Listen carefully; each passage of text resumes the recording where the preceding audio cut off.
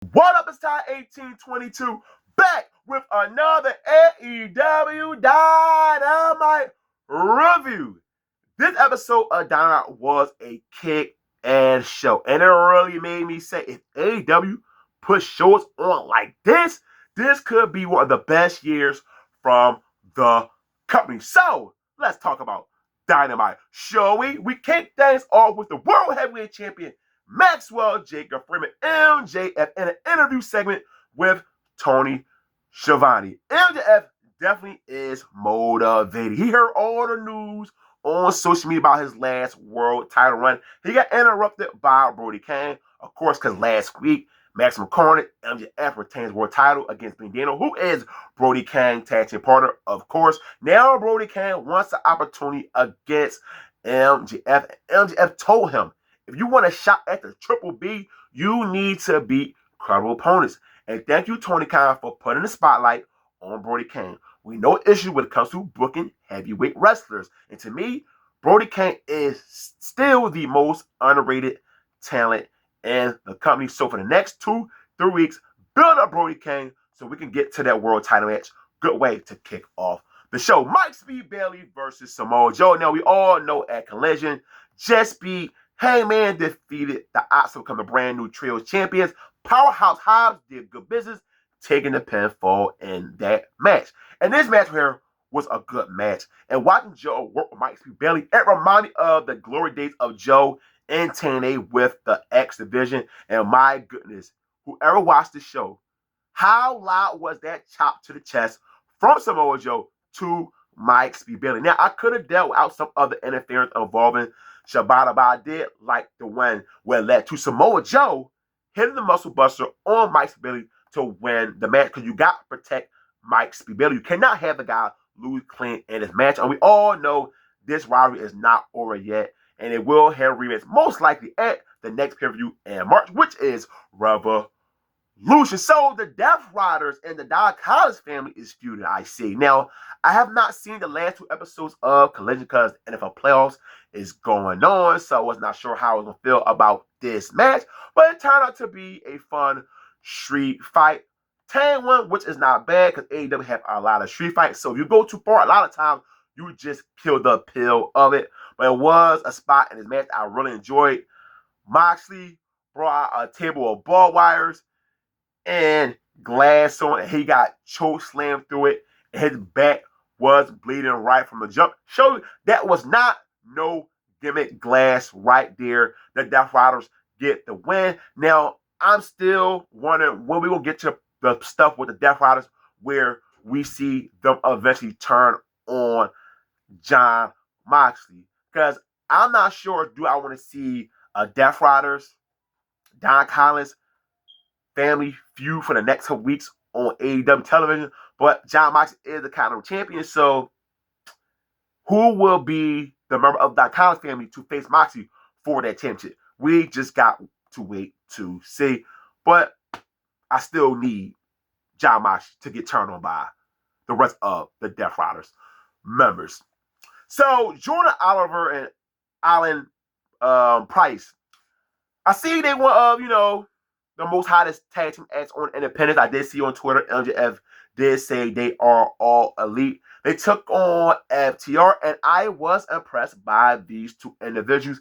FTR, anytime you put them with anybody, it's going to be a good match. So I'm glad they got able to showcase their talent in Orlando, and they got a nice reaction in this match with FTR. FTR are the winners. I cannot wait for Christian and Colt to come back. I don't have an issue with FTR World Title run.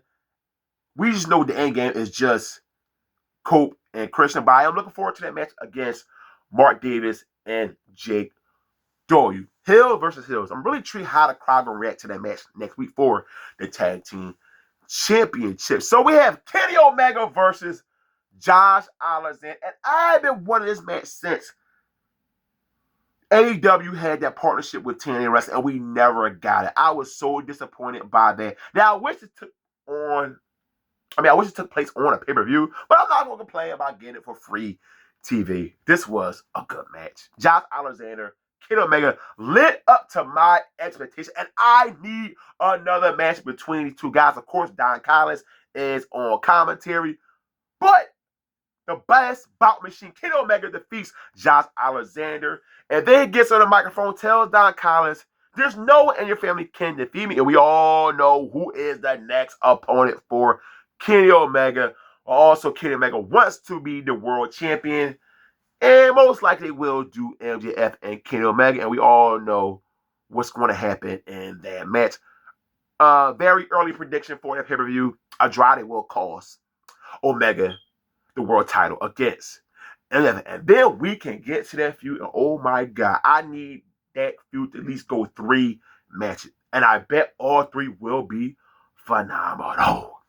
Megan Bang, Penelope Ford, I'm so happy for her because I thought she was going to be a lot longer. Take on Mina Shirakawa and Tomless Tony Storm. I did enjoy this women's tag match. And oh my God, Megan Bang tossed the hell out of Mina Shirakawa, and Tony Storm could not catch her.